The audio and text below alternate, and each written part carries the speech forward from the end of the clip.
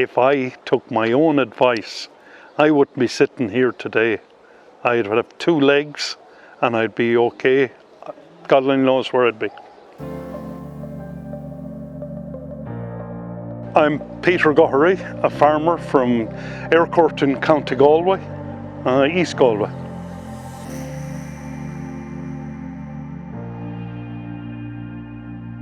Basically what happened was I put on a pair of overalls, had a pair of steel toe cap Weltons, went up to the farm, and just before dinner time my knee came out through the waterproof section. I went home, I cut the overalls off that was, was with the knee gone out through them, and I left a small tail on the right hand side. So back working on the farm, everything was perfect. My 10-year-old son was with me. I was as proud as punch having my son with me, and we decided we'd pull out the diet feeder out of the shed, myself and my 10-year-old son. And when I hooked up the diet feeder, I stuck on the PTO shaft, I put on the hydraulic lines, put in the electric lines, and when I pulled it out of the shed, I spun it and I could hear a knock coming from inside it.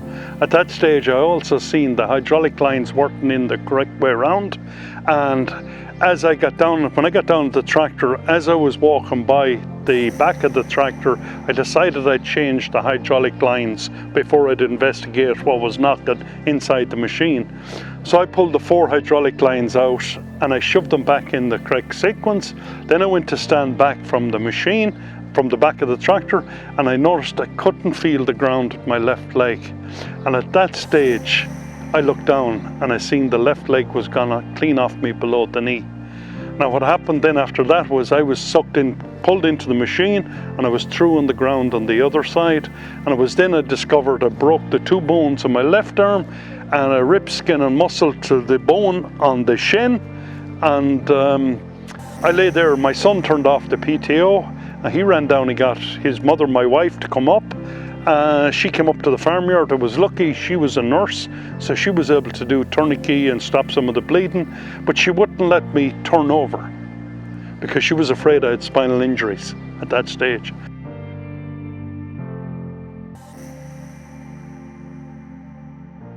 For the next 6 weeks I was at home, and from the 16th of February until about the 1st of June, I was learning how to walk, how to have a leg fitted.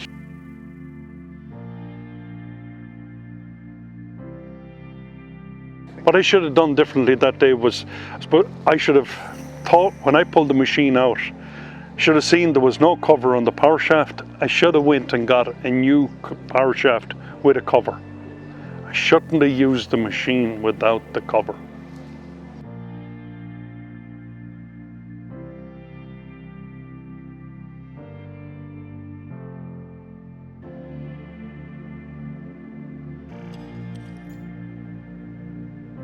The advice I give to farmers today is slow down, think about what you're at, think what's the consequences. If it goes wrong, what's going to happen?